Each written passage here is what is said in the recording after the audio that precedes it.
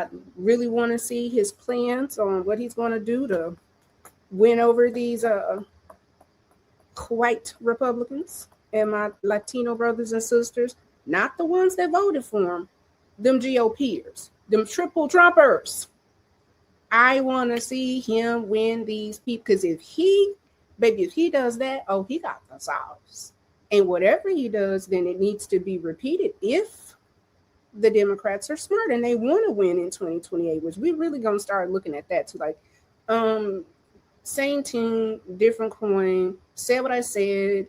Yes, one party governs much better. Now we're not gonna play like Dems don't govern better. However, they share a lot of interest.